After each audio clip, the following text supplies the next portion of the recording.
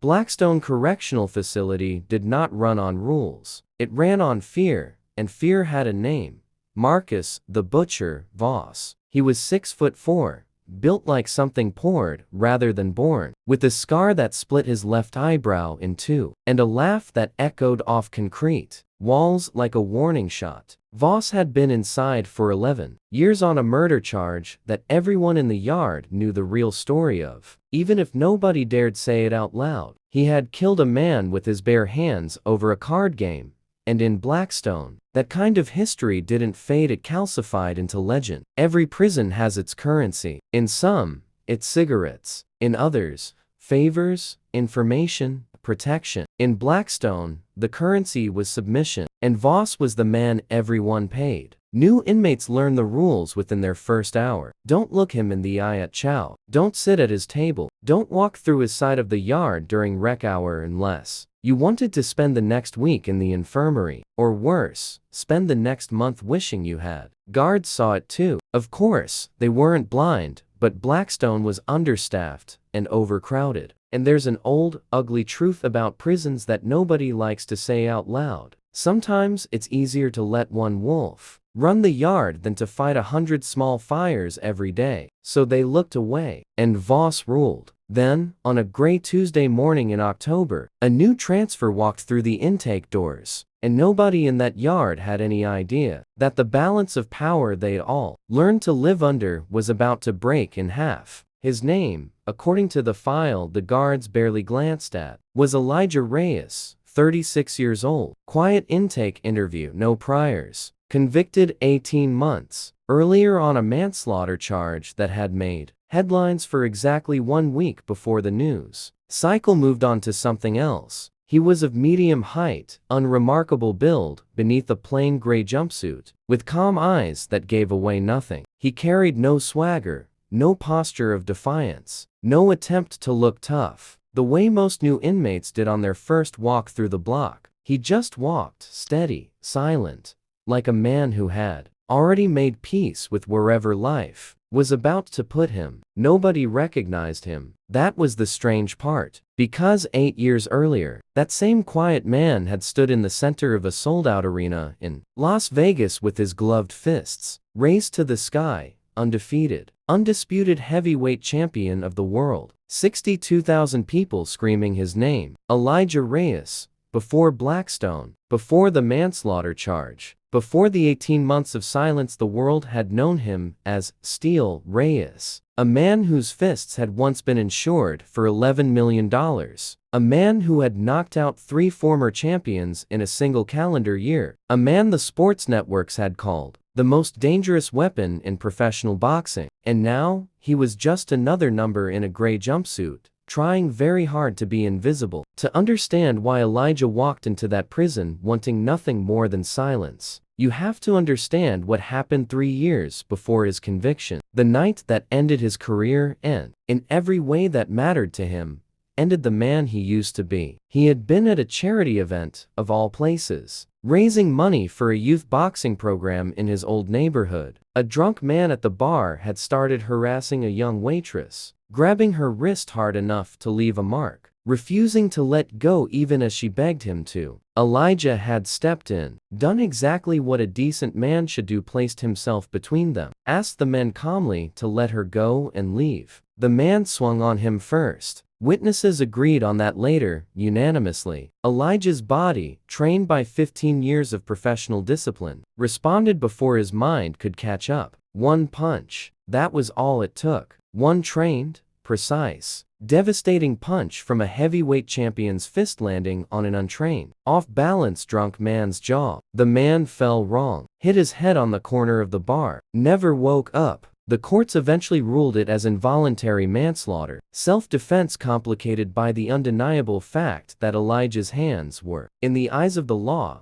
a weapon he knew better than anyone alive how to use. 18 months. A plea deal, his lawyer said, was a mercy. Elijah didn't feel mercy. He felt the truth settle into his bones like frost. No matter how good his intentions, no matter how justified the moment, his hands had ended a life, again. He retired from boxing the day of his sentencing. Told no one but his sister, who visited exactly once a month, always with the same tired hope in her eyes that her brother would eventually let himself be forgiven. He hadn't. He had made himself a vow instead. Whatever violence had built his fame, his fortune, his name, he was done with it. He would rather be hurt than hurt someone again. He would rather be humiliated than ever again feel that sickening crack of bone under his knuckles, that silence after that man on the floor who would never get back up. So when Elijah Reyes walked into Blackstone, he walked in as a ghost of who he used to be, carrying a discipline forged for violence and repurposed, painfully,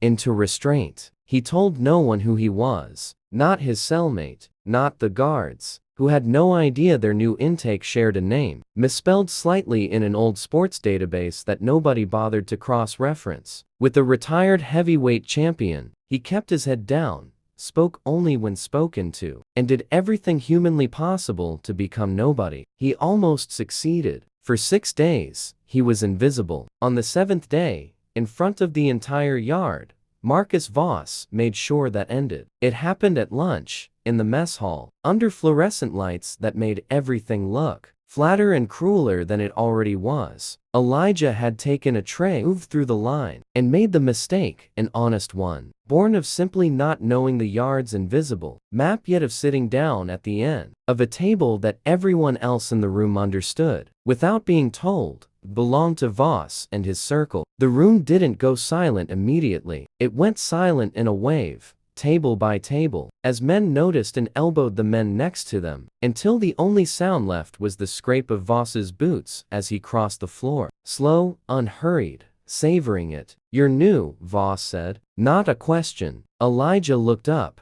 met his eyes with the same calm he'd carried through intake, and nodded once. "I am." "Then somebody should have told you." Voss leaned down, both hands flat on the table, his face inches from Elijah's. "This seat's taken." "I didn't know," Elijah said. "I'll move." He began to rise, tray in hand. No anger in his voice, no challenge in his posture, the exact opposite, in fact, of what Voss wanted. Voss didn't want a peaceful exit. Voss wanted a story the whole yard would tell for months. The way they told stories about every new man he broke in his first week. He needed it. His entire kingdom was built on men believing what happened to the last man would happen to them. So before Elijah could stand fully, Voss's open hand came across his face, a slap, not a punch, deliberately, because a slap humiliates in a way a punch never can. A punch says, "I respect you enough to hurt you." A slap says, "You're not even worth my fist." The sound cracked through the mess hall like a gunshot. Elijah's head snapped sideways. His tray clattered to the floor,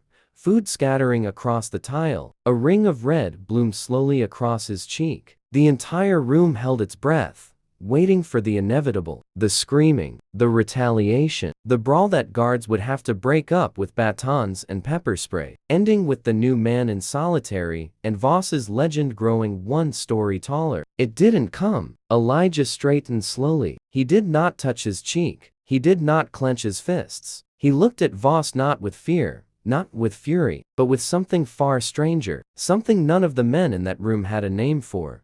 Pity. "Okay," Elijah said quietly. He bent down, picked up his tray, and walked to the trash to scrape what was left of his lunch into the bin. Laughter erupted behind him, Voss's crew first, then spreading through the tables like fire finding dry wood. "Coward," someone called out. "Little bitch," said another. Voss straightened up, grinning, soaking it in, already composing the story he'd tell for the next month, about the new fish, who folded without even trying to swing back. But 2 men in that mess hall weren't laughing. One was a guard named Dale Ferris, a 22-year veteran who had seen 1,000 men break in 1,000 ways, and who noticed something in the new inmate's eyes that unsettled him more than anger would have. It wasn't fear. It was the eyes of a man holding something back with both hands, white-knuckled, the way you'd hold a door shut against a storm. The other was a small, nervous, gray-haired inmate named Walter Doss, 61 years old, and for a nonviolent fraud charge, a man who had spent the last 2 years being Voss's favorite person to torment precisely because Walter had no way of fighting back. Walter had watched the whole thing from 3 tables away, and something about the new man's stillness, not weakness, he realized later, but a terrifying kind of control made Walter's heart do something it hadn't done in a long time inside those walls. It hoped. Word of the slap spread through Blackstone before dinner. By the next morning, it was already legend, retold and exaggerated with each telling, as these things always are in a place with nothing to do but talk. The new guy just took it, didn't even flinch. Voss owns him now. Elijah heard the whispers. He let them pass over him like weather. In his cell that night, alone with his thoughts while his cellmate slept, he pressed his palm against the cool concrete wall and reminded himself, the way he'd reminded himself every day for 3 years, you are not that man anymore. Whatever they say, whatever they do, you are not that man. He thought of the drunk man's face on the bar floor. He thought of his sister's eyes at the sentencing. He thought of the youth boxing gym he used to run, closed now, its walls stripped of the framed photo of him raising his championship belt because he couldn't stand to look at it anymore. He had built an entire new identity out of restraint, and he was not going to let one prison bully's open hand undo 18 months of careful, painful discipline. But restraint, he would soon learn, is a wall that only holds as long as nothing pushes against the one thing behind it that truly matters. Voss, meanwhile, was not satisfied. A slap that produces no fight produces no real satisfaction, either only a slightly hollow feeling that the show hadn't been quite good enough. Over the following 2 weeks, he escalated, the way bullies always do when their first blow doesn't get the reaction they crave. He had Elijah's canteen items confiscated by his crew. He had Elijah's bunk area trashed twice during work details. He made a point of walking past Elijah in the yard and bumping his shoulder hard enough to stagger him, waiting every time for the moment Elijah would finally snap. Elijah never did. He absorbed each provocation the same way, quiet, controlled, unreadable, and every time he didn't break, Voss's frustration curdled a little further into something meaner, and that meanness needed an outlet. He found it in Walter Doss. Walter had made one mistake weeks before Elijah's arrival that Voss had never let him forget. He'd accidentally spilled a tray of food on Voss's shoes during his very first week in Blackstone, a genuine accident that Voss had transformed into a permanent excuse for torment. Small things, at first, stolen commissary, petty humiliations. But as Voss's frustration with Elijah grew, so did the intensity of what he did to Walter, as though he needed somewhere to release the pressure that the new inmate silence kept building inside him. Elijah noticed. Of course, he noticed a champion's instincts don't switch off just because the gloves come off for good. He noticed Walter's hands shaking at meals. He noticed the fresh bruise on Walter's forearm. One morning that the old man tried, unsuccessfully, to hide beneath his sleeve. He noticed the way Walter had started skipping rec hour entirely, staying in his bunk, becoming smaller and smaller inside himself the way people do, right before something in them breaks for good. One evening, in the library, one of the few quiet places left in Blackstone, Elijah sat down across from Walter, who flinched at first, then relaxed slightly when he realized who it was. You don't have to be scared of me, Elijah said gently. Walter let out a short, humorless laugh. I'm scared of everything in here. What's he doing to you? Walter hesitated a long moment, then, in a voice barely above a whisper, told him the stolen medication he needed for his heart condition, the threats against his daughter's address, which Voss's crew somehow always seemed to know. The nights Walter lay awake wondering if this was the week Voss finally decided a beating was more satisfying than a threat. Elijah listened without interrupting, his jaw tightening almost imperceptibly, the only outward sign that anything Walter said had landed anywhere at all. Why doesn't anyone stop him? Walter finally asked. Because everyone's scared of the same thing you are, Elijah said quietly. Aren't you? Elijah was quiet for a long moment before he answered, and when he did, His voice carried a weight Walter didn't understand yet. "I'm not scared of him," Elijah said. "I'm scared of what happens if I stop holding myself back." The line, when it finally came on a Thursday afternoon in the yard, under a sky the color of wet cement. Voss had decided that Walter's usefulness as a punching bag had run its course, that the old man's fear had gone stale and needed refreshing with something sharper than threats. He cornered Walter behind the weight equipment, away from the guard tower's direct sightline. 3 of his crew fanned out to block the view from the yard. Elijah was 40 yards away, running laps along the fence line, when he heard it, not a scream, because Walter was too afraid to scream, but the unmistakable, sickening sound of an open-handed blow landing, followed by a second, harder one, followed by Walter's body hitting the ground. Something in Elijah's chest went very still and very cold, the way the air goes still right before a storm breaks. He walked, did not run, did not sprint, walked, with the same unhurried calm he'd carried through every provocation for 2 weeks, across the yard toward the weight equipment. Voss's crew saw him coming first and straightened up, expecting nothing, because nothing was what the new fish had given them for 2 full weeks. Voss had Walter by the collar, fist raised for a third blow. When Elijah's hand closed around his wrist, it wasn't a grab born of panic. It was precise, controlled, the kind of grip that 18 months in prison hadn't been able to erase, because 15 years in a boxing ring had carved it into muscle memory that ran deeper than any vow. Voss tried to pull free and couldn't. For the first time in 11 years inside Blackstone, Marcus Voss felt something close to fear flicker behind his own eyes, though he covered it instantly with a snarl. "Let go of me," Voss said. "Let go of him," Elijah answered. His voice was still quiet. That was the terrifying part. It never rose, never cracked, never gave Voss the satisfaction of hearing fear or fury in it. It simply carried an absolute, unshakable certainty. Voss released Walter, who scrambled backward, clutching his side,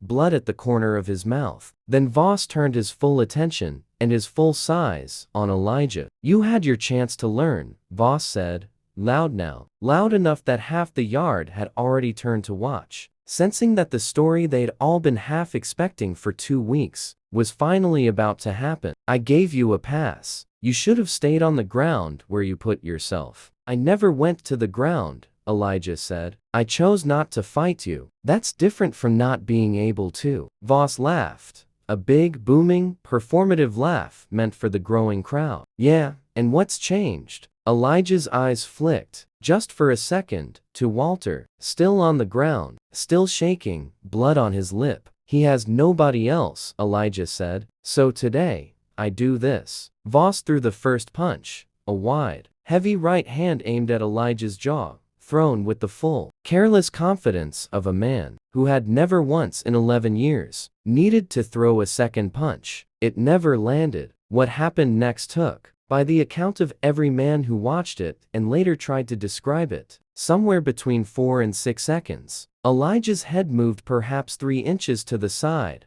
a small, economical slip that a decade of professional fighters at the championship level had spent their careers trying and failing to land a punch against. Voss's fist sailed past his ear, and in the half-second, his balance was committed forward. Elijah's hand open, not closed. A detail more than one witness swore they saw, and later couldn't quite explain, caught Voss's extended arm and used the big man's own momentum to spin him off balance. Voss stumbled, caught himself, turned, swung again, wilder this time, angrier, the crowd's silence starting to unnerve him in a way violence never had before. This punch, too, found only air. Elijah didn't retreat. He moved into the space Voss's punch had vacated, the way boxers are trained to do and street fighters almost never learn, and delivered one short, precise blow to Voss's ribs that folded the big man forward with a sound like a bag of gravel dropped from a height. Voss went down to one knee, gasping, more shocked than hurt, the wind driven fully out of him. He looked up at Elijah, and for the first time in 11 years, every man in that yard watched Marcus Voss's face wear an expression none of them had ever seen on it before: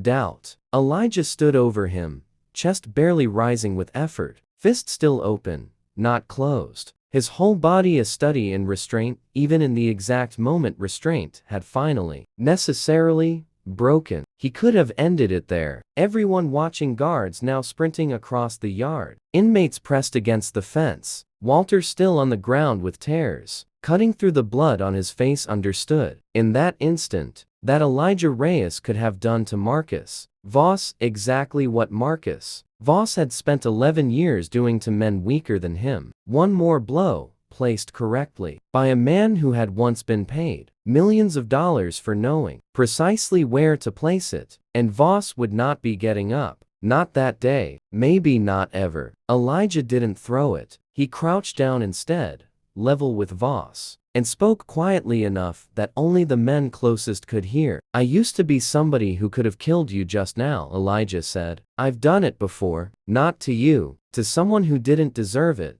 in a moment I couldn't take back. I've spent every day since trying to become someone who never does that again." He glanced once toward Walter. "You don't get to make me that person again. Not for you." Guards arrived seconds later, pulling the two men apart, though there was little left to separate. Voss still on one knee, Elijah already standing back, hands raised, showing them empty palms, exactly as he had once been trained to do in interviews after fights he'd already won. The disciplinary hearing that followed cleared Elijah of any real wrongdoing within a week, self-defense, and defense of another inmate, corroborated by no fewer than 11 witnesses, including, to everyone's surprise, 2 members of Voss's own crew who had grown tired enough of his cruelty to finally tell the truth. When a guard actually asked, Voss spent time in the infirmary for 2 cracked ribs, and far longer than that in something less visible, the quiet, permanent erosion of a myth he had spent 11 years building, because that was the real story that moved through Blackstone in the weeks that followed. Not that Elijah Reyes had beaten Marcus Voss in a fight, though that mattered plenty. The real story was that a man everyone had already written off as an easy target had chosen, for 2 full weeks, to absorb humiliation rather than cause harm, and had only broken that discipline the moment someone weaker than himself needed protecting. That distinction changed everything. Men don't fear a man who fights for his own pride. They come to trust a man who fights for someone else's safety. Word eventually got out quietly,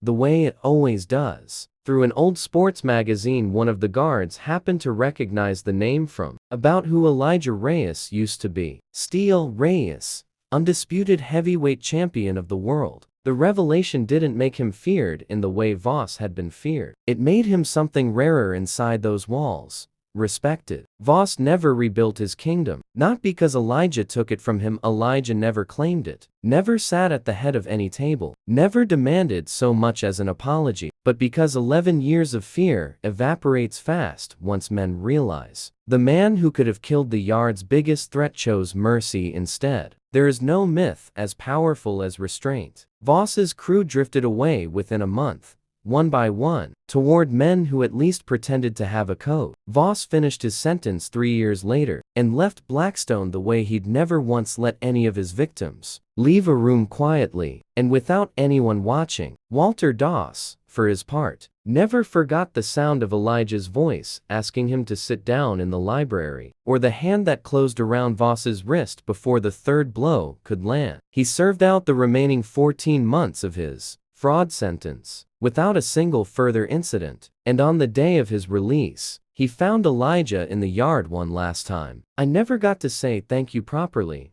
Walter said. Elijah shook his head. "You don't owe me that." "Why'd you do it?" Walter asked. "Really, you could have kept your head down, kept being invisible. Nobody would have blamed you." Elijah was quiet for a moment, watching the gray sky the way he often did, as though still searching it for something he'd lost a long time ago. "Because I spent 15 years being paid to hurt people," he finally said, "and 3 years hating myself for the one time it happened when I didn't mean it to. I couldn't live with being a man who watched somebody get hurt and did nothing, just to protect my own peace. That's not restraint. That's just cowardice wearing a nicer coat." Elijah Reyes served the remainder of his sentence without a single further incident. He mentored, quietly, in the prison's small library, teaching 2 other inmates to read who had never learned. He wrote to his sister every week, and for the first time since his sentencing, his letters stopped apologizing and started, slowly,